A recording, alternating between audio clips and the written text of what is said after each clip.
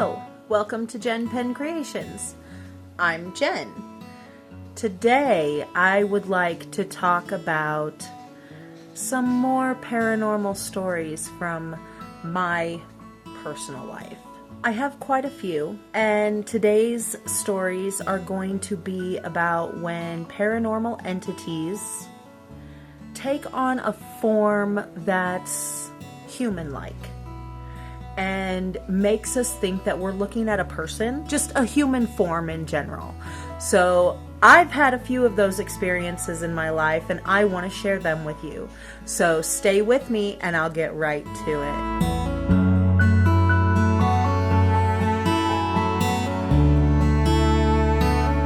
I'd like to start with a story about a time when I was very young. My mom and dad had just gotten the childhood home that I grew up in, the one that my mom still lives in, but it was like shortly after we moved in, like maybe not even a month or so. And my mom and her best friend, who we all called Aunt, she was our aunt, and me and my sisters all went shopping.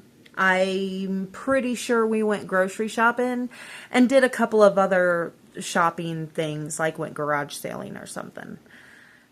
And my dad was the only one left at home. And we got home, we pulled up right in front of the house instead of pulling into the driveway because my mom wanted to unload groceries, and it was just easier to prop the front door open with its little slidey thing on the screen door and then haul in groceries. So she gets out of the car, my aunt gets out of the car, me and my sisters start piling out of the car to start grabbing groceries because my mom is opening the trunk, and she stops and looks up at the house and starts like talking loud, like yelling at somebody. And I looked up at the house. I looked up exactly where she was looking, and it was the attic windows that are right above the front porch. Like the front porch is here and the attic windows sit up here. So I looked up at the same time she started saying, "Hey, I need your help. Come down and start grabbing groceries."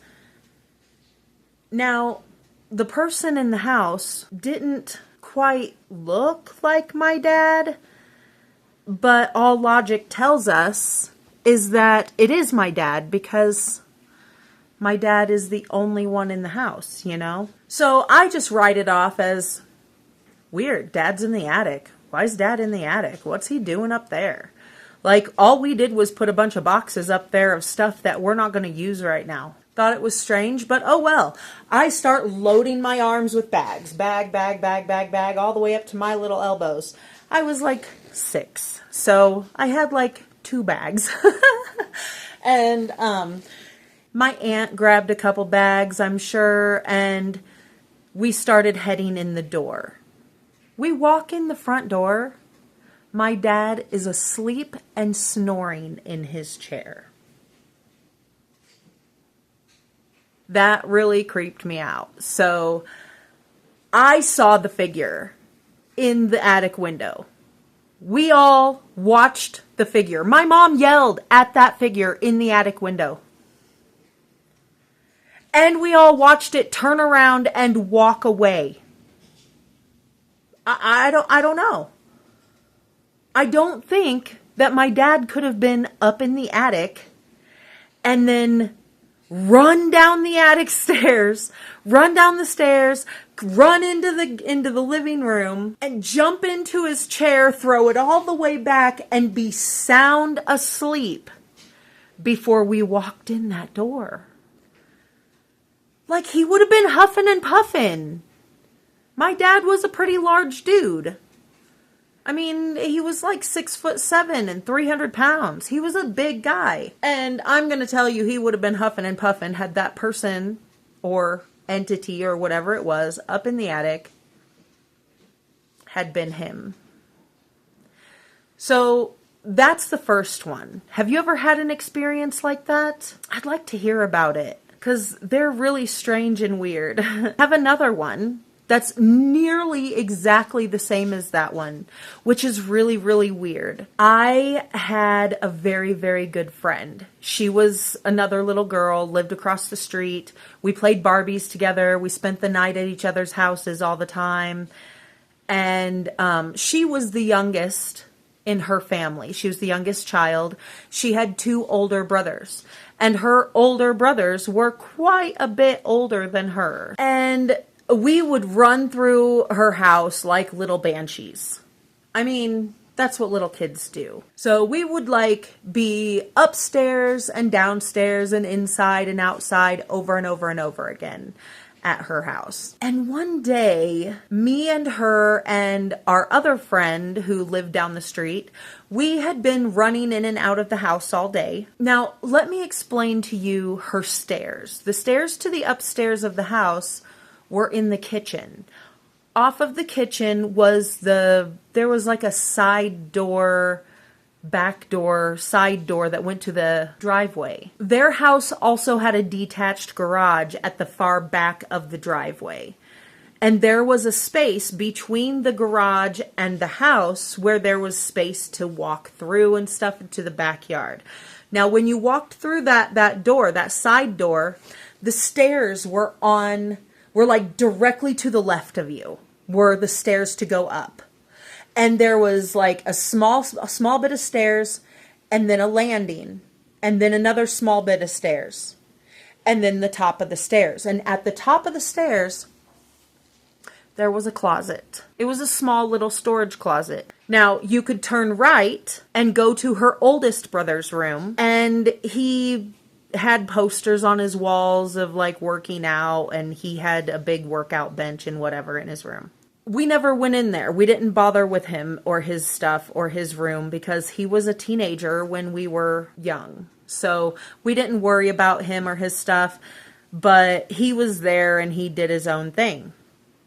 If you went left down the hall, you would go down to the end of the hall where there was a window that looked out over the street. It was a front window to the house, looked out over the street, and I could see my house from that window, because I lived across the street, kind of catty corner. There were 2 bedrooms at the end of that hall, one on the left side, one on the right side. The right side one was my friend's bedroom. The one on the left side was her other brother's bedroom. Now, really at that point, the only thing that matters about the upstairs is that closet and the fact that we were running down the left side of the hallway to go to her bedroom and grab something and run back out. So we are playing Barbies outside. In her bedroom, we had the biggest Barbie city you could possibly imagine. We used crates to build tall, and we made hotels and apartment buildings and office buildings, and we had a park, a city park, and a stage, and we had like what you would build in The Sims. We built it in real life for our Barbies out of just random stuff and weirdness, like milk crates and stuff. So we had an entire Barbie city created up there, and there was something up there that we needed for whatever our Barbies were into that day. And so we all 3 of us went trudging up those stairs as fast as we could. We go running past that top closet. Now the closet is open. It's like open maybe a foot and a half. It was open too big for anybody to be like obviously playing hide and seek. Because if you were playing hide and seek, you would definitely have it closed more than it was. Because you could see right into the closet and see the person not necessarily sitting, but squatting almost, like a squatted seat, like squatting on your feet. I don't know. He was like all bent down. His knees were up to his chest, and he was squatting on his feet in the closet, and it was her oldest brother. We all just kind of looked at each other like, what's he doing in the closet? We just kind of ran past him. Hey, and then we would run down the closet. And then we would run down the hall to the bedroom, grab our things, grab whatever we were there to grab for our Barbies, and run back down. And he was still hunched, just hadn't really moved and hadn't really said anything. And we were like, okay, tried to say hi to him again, and it was just not working. And then instead of going out the kitchen door, the side door that I told you about that we came busting through and running up the stairs from, we decided to go out the front door. Now the front door, you had to go through the kitchen, which was right there at the bottom of the stairs. You go through the kitchen into the living room. You have to go towards the living room and out the front door from the living room. Man, we get to the living room and her oldest brother is fast asleep on the couch.